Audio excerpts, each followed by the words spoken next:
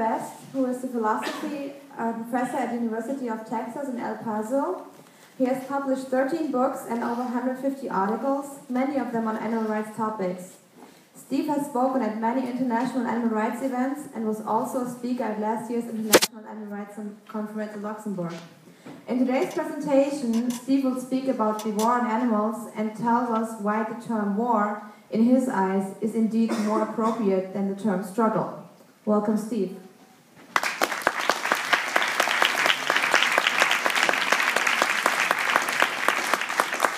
Thank you. I know that many of you made an extra effort to stay late or to come here to see this final talk, and I appreciate that. Sometimes I get the impression that I have the answers. I don't.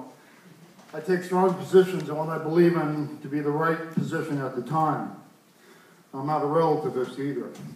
So I want you to think of what I'm going to say today as a gigantic thought experiment. And before you make up your mind at the beginning of my talk or halfway through my talk, my methodology is going to be the last thing that I describe. So try to hold any firm prejudgments until the very end, when I try to provide a methodology for how to think about tactics. And this is a bookend to my first talk. As I said, these two talks are dialectically interrelated. So this talk is about war and tactics and the intensifying attack on animals and the intensifying resistance and what we can expect in the near future, such as we see signs unfolding already. Now, we all use the term war. We hear the term war all the time, and it's a very loose analogy. And not everyone's comfortable with this. So what my purpose is today is to really try to give some weight, some analytic substance to this term. And you may or may not agree with it. I may or may not succeed. But give some substance to what it means to say that there's a war against animals. And give some examples of this to show how there can be such a thing as a human war against animals. Why the analogy, this is an analogy, why the analogy is useful and valid, and what tactical implications follow from shifting the paradigm, if you will, from a conversation or just a struggle to a war. Because if we start to think that we're in the midst of a war, I think we begin to act a little differently. I think we begin to feel a sense of urgency of what's happening, and we will see the world through a different lens. We will see our struggle through a different lens. We will see human nature through a different lens, and we will see what's happening to animals and what to do through a different lens. All you got to do is open up your goddamn Facebook news feed. And every day, what do you see? You see horrifying images of the unlimited capacity of human beings to be violent and barbaric. And I cannot see this now in any other terms except a systemic war against the weak and the vulnerable and the innocent to fatten the human empire. And so elevating the concept of war to a primary analytic category to define reality is certainly quite controversial. But it strikes me that only the strongest terms, only the strongest words can capture what is happening and guide our tactics appropriately, and that anything short of the strongest terms are euphemisms that lull us into complacency. I'm not going to get into the debate over the animal holocaust, especially in this area of Europe. But I think there are really only two terms that are adequate to describe what is happening. And one is Holocaust. Again, I won't debate that. The second is what I will debate. That's the topic for today, war. I think that we are in a full-scale war and that this war has different aspects to it. So what we find is that the earth and life everywhere is under attack. And if it's under attack, we have to wage a counterattack, wage a counter-war by any means necessary. By any means necessary, I literally mean by any means necessary, short of terrorism, and I mean real terrorism. Terrorism is not a military strike against combatants. Terrorism is using innocence for political purposes. I do not believe in that. I do not believe in true terrorism literally. But I do believe in violence. I'm not a pacifist.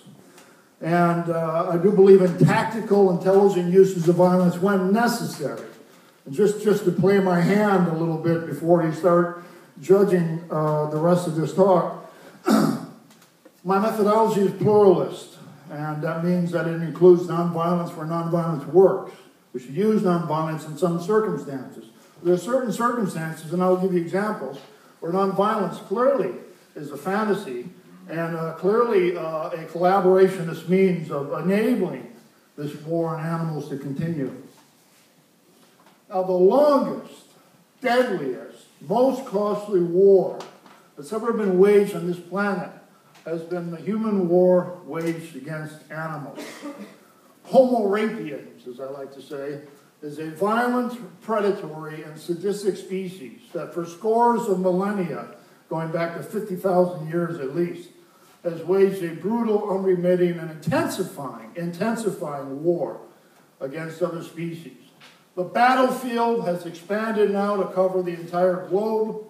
The weapons and technologies have become ever more deadly, mechanized, and industrialized.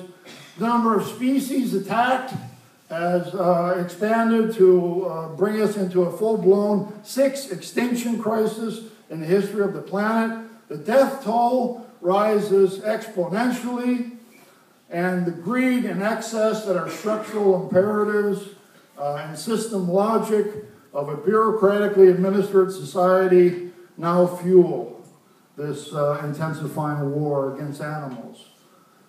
And so for tens of thousands of years we waged this war, and I can distinguish very quickly at least 7 stages in this war. The first stage, as I said in my last talk, began 50,000 years ago, and this is what I see to be a pivotal point in history, where we shifted from being prey to predator, from the hunted to the hunter. And this begins with the development of the spear, the most crucial technology in the history of humanity. The development of the spear enabled us to rise to become the human empire that we have become today. So that would be the first stage in the intensifying war against animals. The second stage began some 15 to 10,000 years ago, what we call agricultural society or civilization. The dominator cultures that we evolved as soon as we shifted from nomadic small bands of hunter-gathering societies to settled agricultural societies based upon a state, based upon the new ideologies of speciesism and anthropocentrism, based upon patriarchy, eventually based upon class domination. We suddenly had a socially stratified society that we never had in our history before. And this society, of course, is based upon the domestication of animals. There's a euphemism for you. The domestication of animals, which includes cropping, what we call tail docking today, castration, and some really horrifying means of confinement and manipulation that evolved over millennia. But that would be the second stage that began with agricultural society.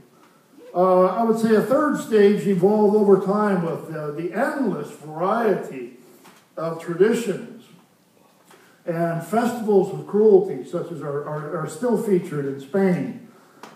Festivals of cruelty against animals. For instance, in Africa, it's still popular for young girls' 15th birthday to sacrifice an animal. And we developed endless amounts of these cruelties over time throughout history.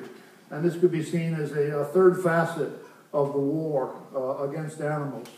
Fourth, beginning in the 17th century with the rise of a mechanistic worldview, the Cartesian paradigm, we began to subject animals to vivisection. And the global vivisection industrial complex emerged and has now become a central facet of the 21st century economy, which is based upon, of course, animal slavery. And the reason why the UK activists are coming under attack so severely, as in fact we all are, is because the pharmaceutical industries are the third leading contributor to the economy in the UK. And so that's why I say that this animal liberation movement, whether we realize it or not, has a class dimension to it. It is an anti-capitalist movement. I don't care whether your politics are left or right. This is an anti-capitalist movement. We are attacking the contemporary slave economy, which is rooted principally now, or not principally, but to an important degree, in the pharmaceutical industry. Then fifth, beginning in the mid-19th century, we began industrialization of killing through meatpacking warehouses and through slaughterhouses. Sixth, we began the industrialization of farming through agribusiness and factory farming and systems of intensive confinement. And then seventh, and there could be many more, beginning in the 1990s, perhaps earlier, cloning, genetic modification, xenotransplantation, the creation of hybrid species. We are now manipulating animal bodies at a genetic level, no longer at a full body level or cellular level. At a genetic level, we are now manipulating and exploiting animal bodies. We have become loathsome primates. We have become bipedal killing machines. We're equipped with an advanced brain and very primitive moral structure, if you will. Despite that we are animals with sympathies intact. I like to say that we are an ambiguous animal. We have a capacity for creating symphonies, and we have a capacity for creating concentration camps.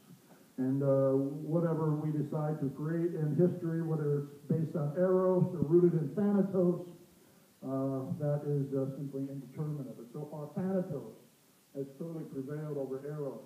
That aspect of our nature has clearly been dominant over the sympathetic, benevolent type of human nature that people like David Hume insisted that we have.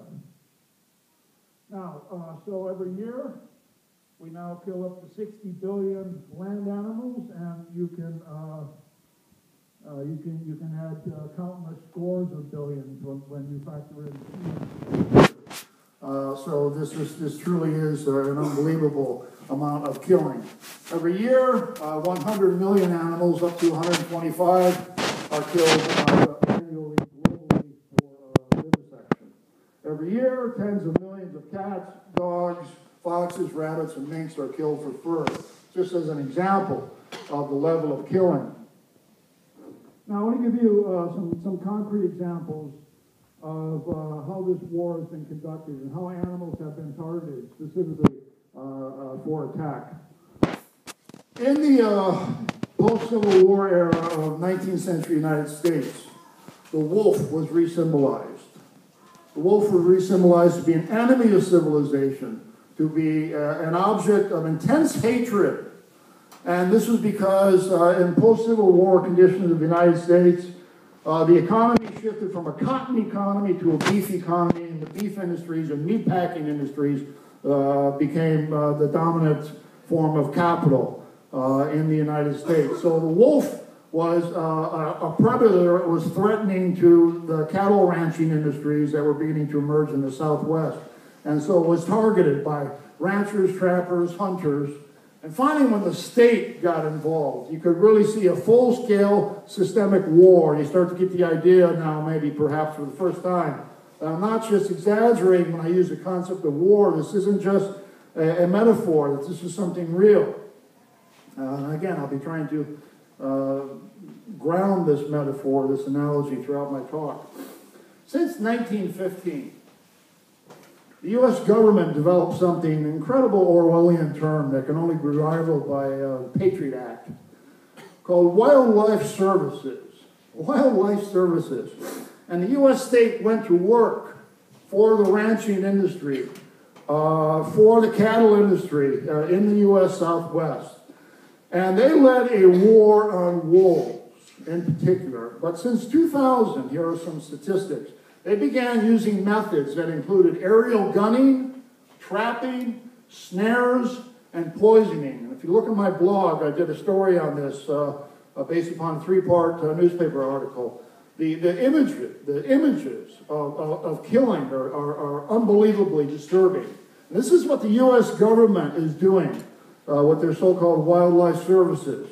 They have killed millions of birds, over 1 million coyotes, Countless thousands of black bears, beavers, porcupines, mountain lions, and so-called non-target animals, which include household domestic animals such as dogs.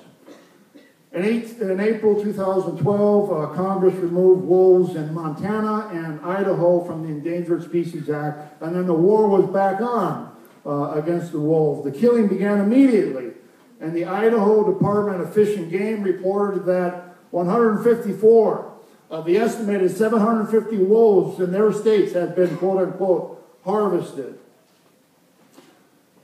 Now, this is really disturbing to know that if hunting does not harvest enough wolves to protect, allegedly to protect cattle, and by the way, wolves are not as dangerous to cattle as you are led to believe, then we are using aerial gunning, and in fact, what they are using now in the U.S. to attack wolves are automated drone planes.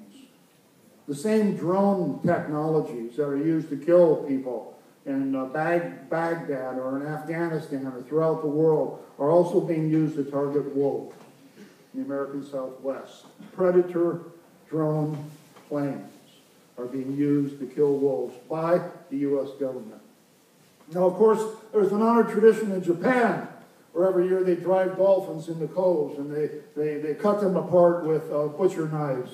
There's a parallel tradition in the Faroe Islands that's called the grind, where men in boats drive hundreds of pilot whales into similarly narrow fjords or shallow waters, and they butcher them, they slice open their arteries, they almost behead them, and they rip the baby unborn whales out of the mother's womb as she lays there with her eyes dying, watching her babies never to have been born in pools of blood. This happens every year.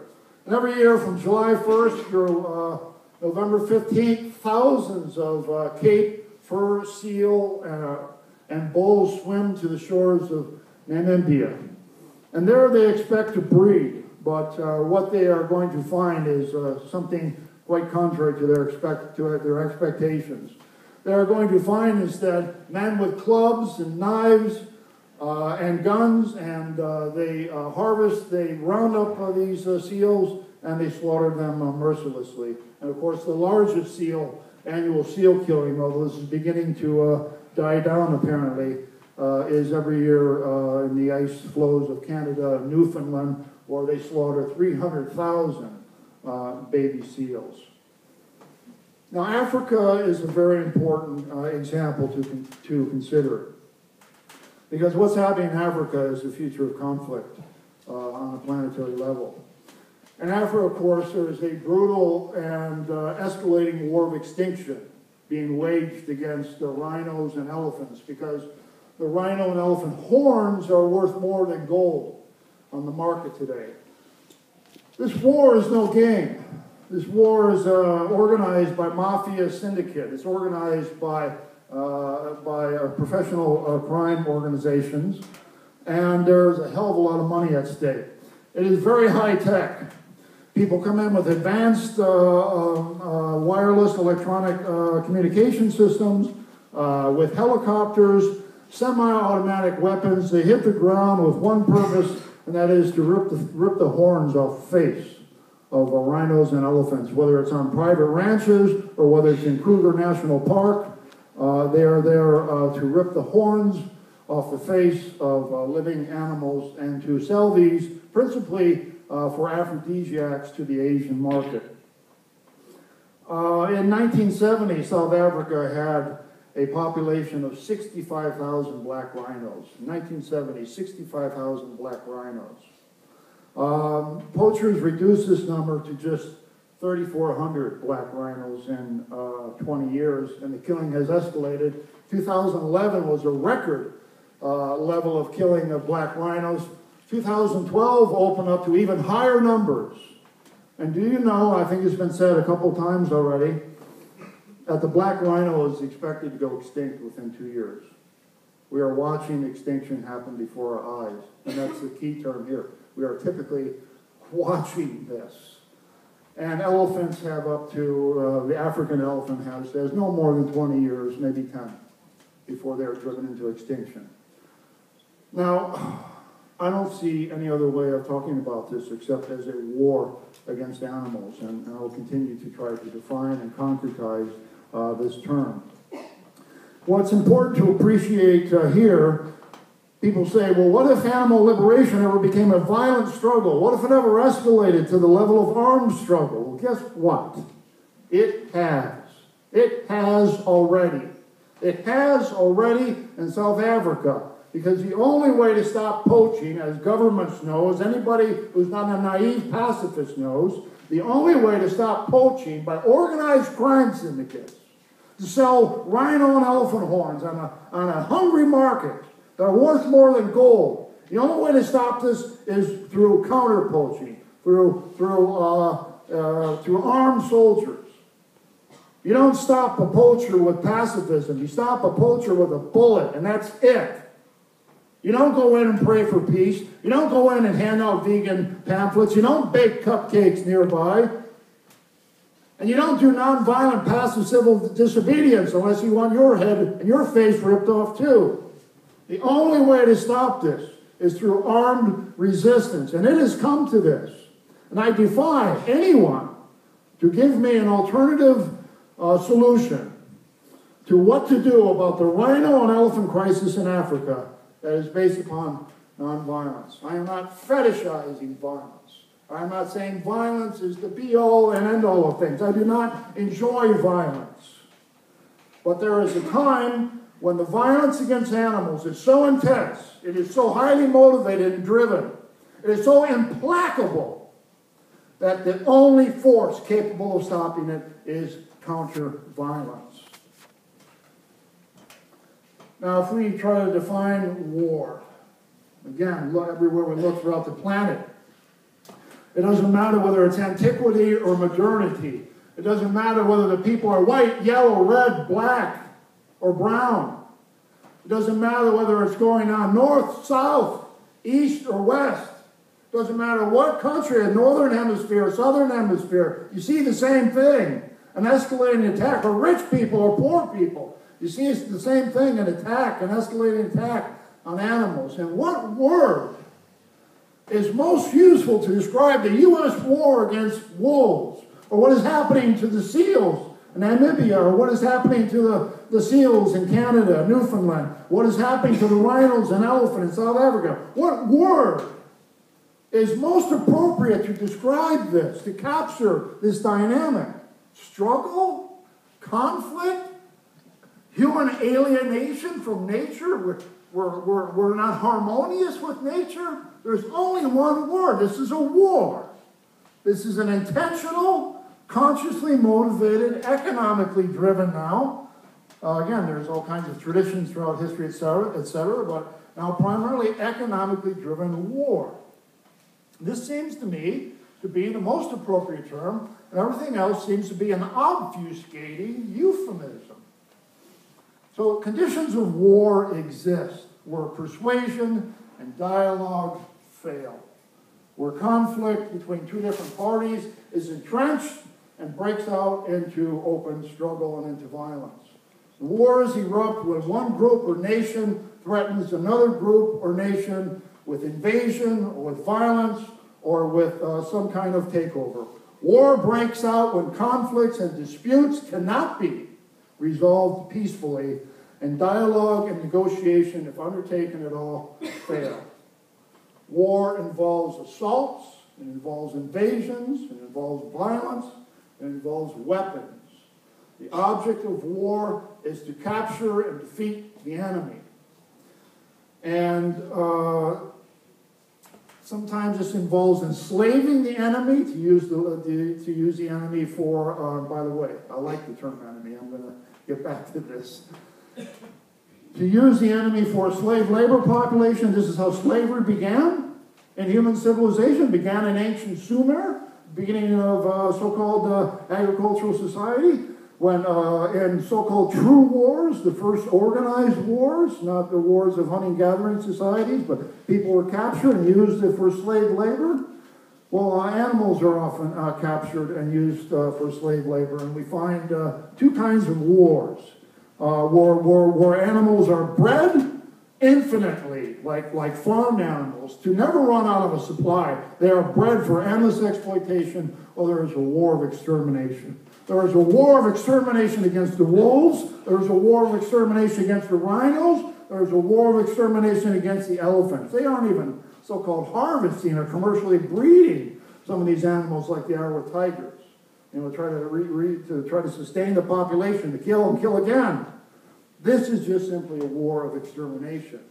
There are different kinds of wars going on in different ways. Now, it seems to me the concept of war it applies to the human domination over animals, just as the concept of rights applies, or as the concept of slavery applies. A lot of people object to using the concept war as somehow it's inapplicable, because here we have human beings who are rational, linguistic. They live in societies governed by social contracts, right? All the same arguments you hear for why humans have rights and animals don't.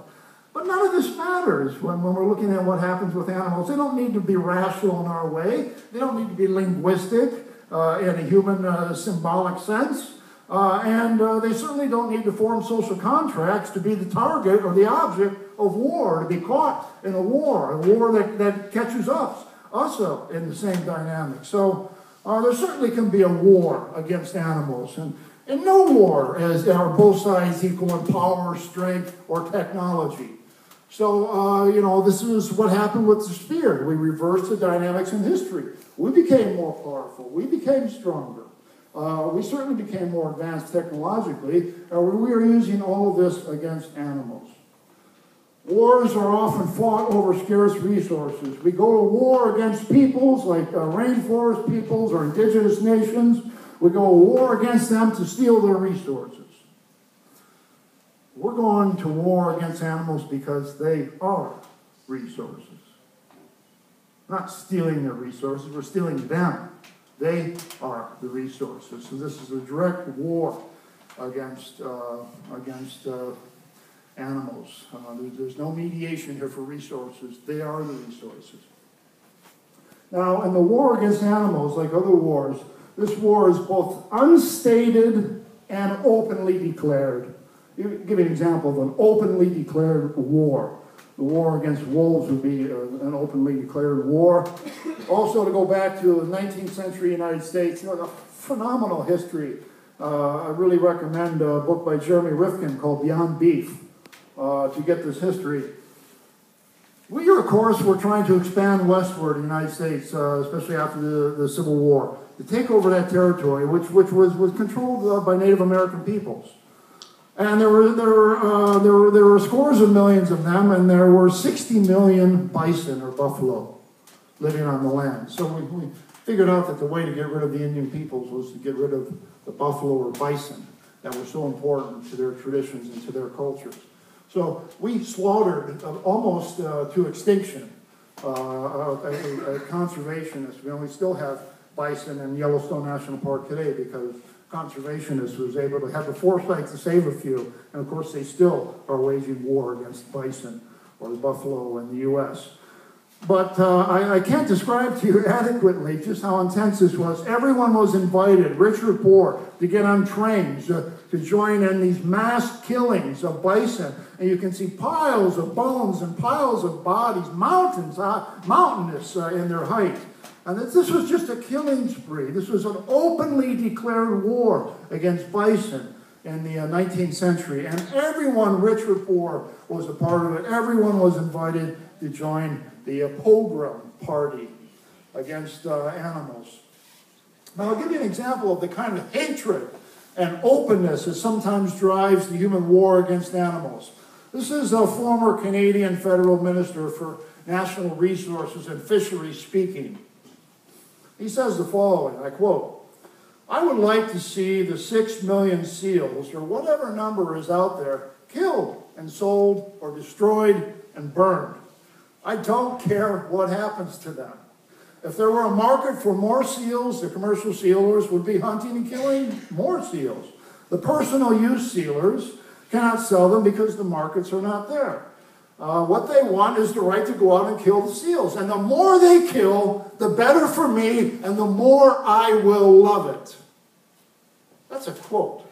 That is a sociopath. That is an openly declared war against animals. Now, typically the war is covert, right? That's an overt war. The war is covert. We don't want people to know that we're waging war against animals because that makes us, that's less than flattering image.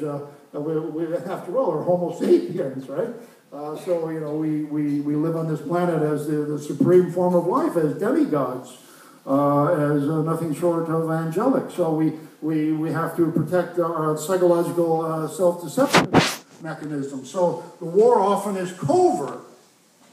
And so we don't speak about what we're doing to animals in terms of warfare. We'll talk about it in terms of welfare. But really, animal welfare is animal warfare, isn't it? Animal welfare is just warfare couched in the most obfuscating language possible. Humane killing and the like. This is not welfare, this is warfare. It's a covert war against animals. And we use the welfare discourse to justify the genocide and the intense violence.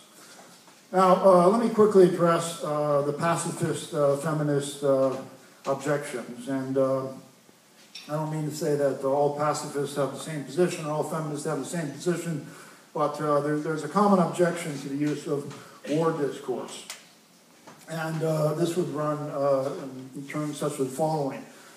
The concept of war is part of a dominator culture that we need to overcome. We need to expunge this concept from our vocabulary. Because to think in terms of war gets us to think in terms of corollary concepts that a lot of feminists and nearly all pacifists are not happy with either. Concepts such as warrior, concepts such as enemy, concepts such as opposition or winning. Okay? For instance, we're told that we shouldn't have the concept of enemy because the concept of enemy divides us from one another. And after all, where do the boundaries of enemy begin and where do they end? Is everyone an enemy? War entails an enemy, and an enemy is a very problematic concept. Maybe we shouldn't have the concept of war. I'll come back to the concept of enemy a little bit later on. But I find this discourse, I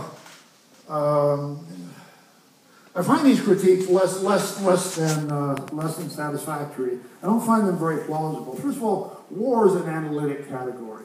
Okay, of course it can be used of course it can be loaded with natural baggage. Of course it can become political and performative and theatrical, and it can degenerate into nonsense and into stupid machismo and the like. Yes, of course, but we talk about the Second World War, we talk about the Vietnam War, the Korean War. Are these terms macho? Are these terms patriarchal? So this is reductionistic.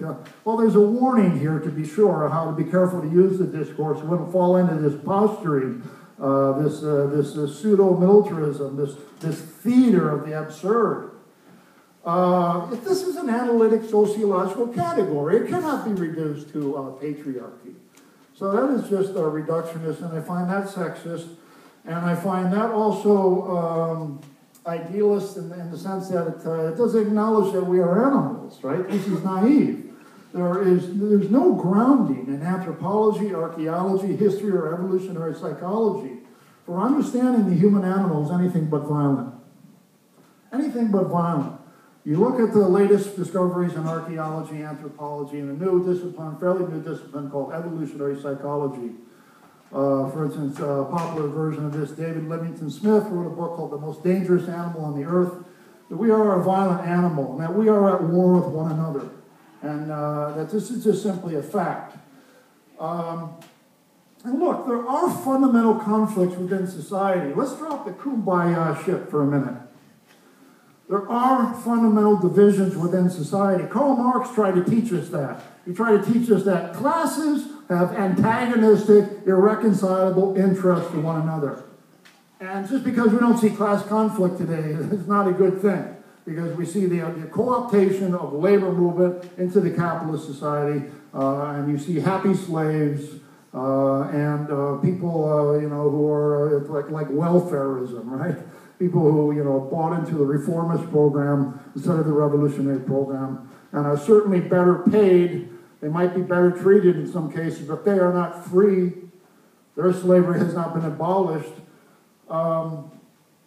What we find here is that there is an enemy.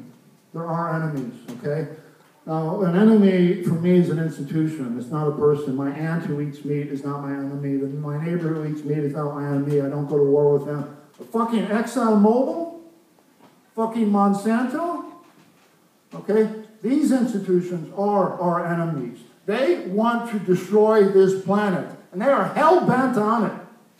And they will destroy every last ecosystem, every last species, and every last individual of every last species, and every one of us. They'll destroy every one of us until they're done, until they get one more gigantic yacht, one more mansion on the hill. They will destroy all of it, all of us. That to me is an enemy. That to me is a war. These are irreconcilable differences. Negotiation will not work to solve these crises. When it will, use it. But in most cases, as this war intensifies, this war against the planet, this discourse will not work. These procedures will not work. You do not negotiate or debate with vivisectors. You just fucking stop them. So there is an enemy. We ought to recognize it. We ought to drop this idea that we're one harmonious human family. We are antagonistically, irreconcilably divided from one another. Corporations are the enemy, and the system of corporate capitalism, global capitalism, ought to be destroyed. This is why I prefer Malcolm X over Martin Luther King. Malcolm X did not shy from using the concept of enemy. He did not shy away from it, because when you identify an enemy as an enemy, you see what happens? You don't get suckered into the game of co-optation. You don't fall into the HSUS, PETA, welfarist game where, you know, hey, we're all one group here. Really, we're on the same side. We're trying to help animals, you know, through welfarism and through gradual change. You know, really, you know, let's not see the meat industry as our enemy. Let's see them as, you know, allies with a common purpose and mission, and that is to make killing more humane. See, if you have the concept of enemy, if you see meat industries as your enemy, you will never get lulled into welfarism, into reformism. You will never get co-opted, because that is your fucking enemy. An enemy is to be defeated, not cooperated with. Defeated. And there are enemies on this planet we need to defeat, not cooperate with, not join together, not form pacts or contracts with, not get suckered by, but defeat. Destroy before they can destroy more. So this is a multifaceted and this is an intensifying war. I've been talking about one aspect of this war. The war of humans against the entire planet, against nature and against animals and against other humans. You can talk about the corporate war against the entire planet. There is also a war of activists against corporation and against the state, which I want to talk about now. And there's a third facet of the war, which is the war of the state against activists. You see, we get sucked into the war. The original war is the war against animals and the planet. We want to stop this. So we unavoidably enter into conditions of war, and we find ourselves at war. We find ourselves at war with the corporate state complex. And the corporate state complex is at war with us. Oh, they want to destroy us. They want to destroy us. Okay, I'll give you an example. This comes from the guy who invented the term eco-terrorism, Ron Arnold, who's an executive vice president of the Center for the Defense of Free Enterprise. He says, our goal is to destroy, to eradicate the environmental movement. We're mad as hell. We're not going to take it anymore. We're dead serious. We're going to destroy them. They want to destroy us. They want to put us in jail. They want to kill us. Okay? Now, we're talking about the UK or the US. We're talking about being put in jail. You're talking about Brazil. You're talking about South Africa. You're talking about Ecuador or South American countries. You're not talking about being put in jail. You're talking about being murdered. Anybody here fear for their lives? I don't. In the civil rights struggle in the 1950s and 1960s, tell you how intense their struggle is compared to what we're facing. You see how immature our struggle is. They feared for their lives. I don't think anybody here fears for their lives. We get death threats, it's a joke. We laugh it off. We got our phone machines all the time. Most likely from another vegan. So, we did not ask for this fight. This fight was brought to us. This fight was brought to the animals. We entered into this fight. So on one side, there are the exploiters and the state and the armies that support them. And their means of living, their profit, their raison d'etre, the essence, the life force, every cell in their body is to destroy, to kill. They represent thanatos. We represent eros. We want to stop this killing. And when we get serious, we want to stop it by any means necessary. And this is where matter and antimatter meet.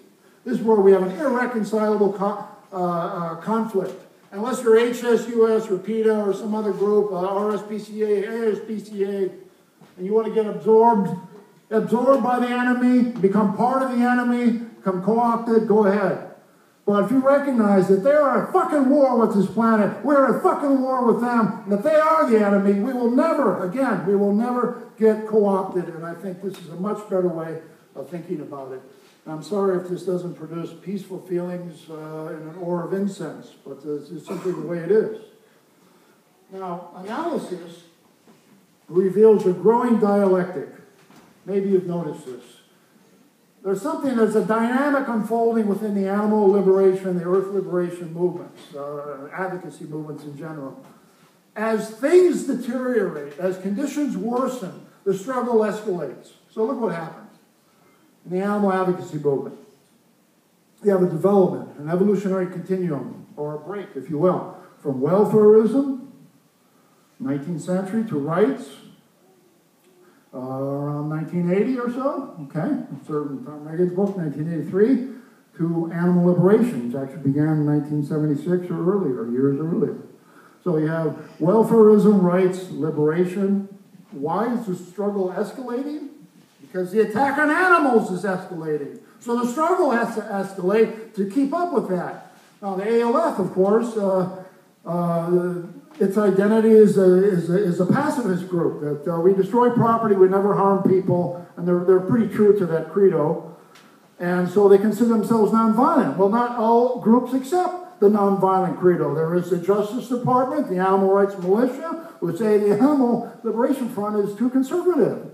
Look, we need violence sometimes, so we're not pacifists. We're not nonviolent. We are violent, and we will use violence as a tactic if and when necessary.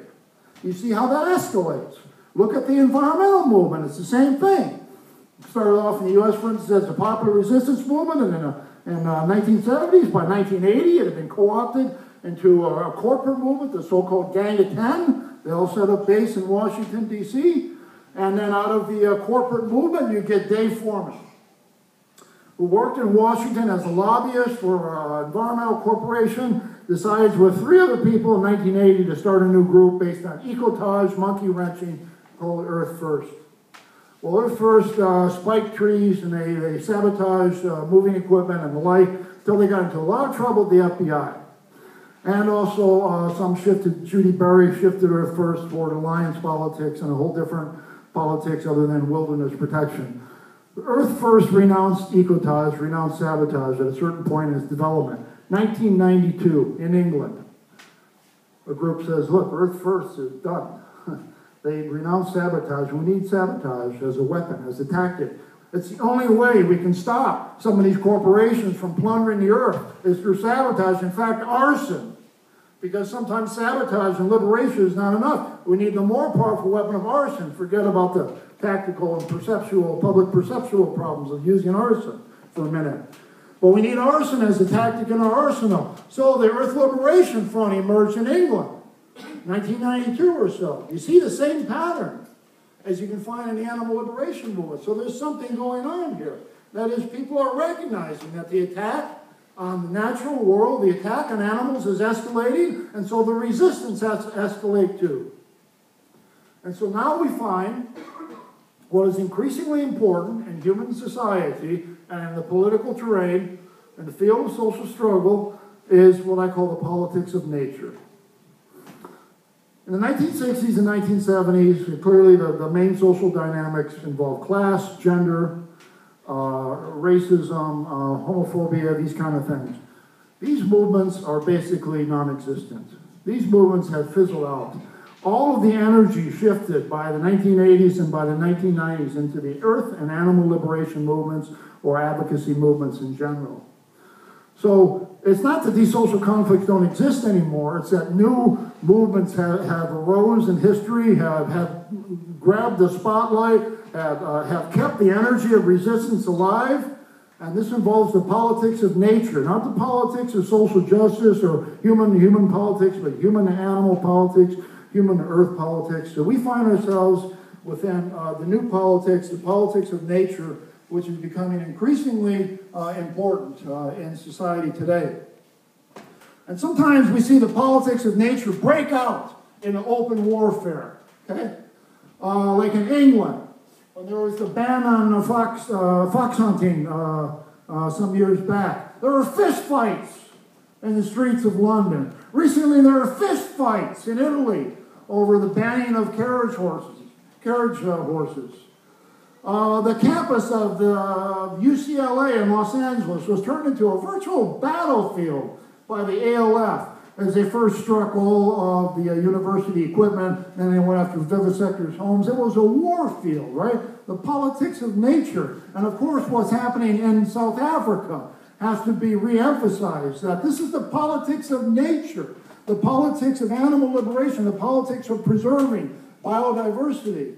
And it's increasingly important, it's increasingly escalating, is absolutely vital to the survival of the planet. Now, the politics of nature, this is where we come in on the historical stage. This is where our movements are vitally important. And for all the critical things I say against veganism, obviously veganism is vitally important and is part of the politics of nature. Now, I'll give you an example of what I mean by politics of nature and how warfare continues, specifically in the Southern Hemisphere, where things aren't so nice, where people don't negotiate or pretend to negotiate like we do in the Western world, like we do in England, the United States, or in Europe. You know about the Belo Monte dam project in Brazil? We followed that over the last few years. This was the third largest dam to be built in the world. It was constructed without consulting the tribes that would be affected by it. The dam would divert 80% of the Zangu River's flow, and it would flood 40,000 hectares of rainforest. It would displace the lives of 45,000 indigenous people. There were 2 court orders to suspend construction, and those court orders were suspended. So what happened? Well, the rainforest people shifted to direct action. They occupied the beginnings of the dam land. Then they started taking it apart piece by piece. Okay? Then Chief Ronnie McCurdy of the Coyote tribe traveled to Europe in support for their cause. And he said the following: I have asked my warriors to prepare for war. Okay? Now, because they undertook direct action, because they were prepared for war, this dam has been shut down, at least for now. The struggle's not over.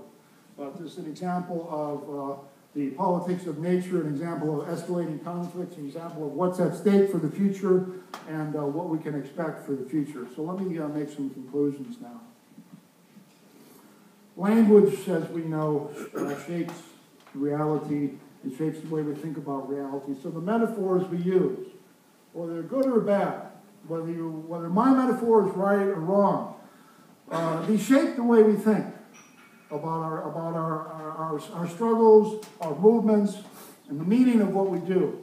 So I'm suggesting that we start thinking about this not in terms of a conversation, certainly, not in terms of a conflict, not a struggle, but as a war. And if we think of this as a war being waged on the planet, we are a part of it, we are caught up in, then we might start thinking differently about what we need to do in order to wage a counter-war, and what tactics are most appropriate under these conditions, and whether pacifism is the right approach. Because I think once we can throw off the ideological straitjacket of pacifism, we can begin to really fight this war as we need to fight it. And that is under conditions where there are no gloves. Because they've taken the gloves off a long time ago. We still got our, we now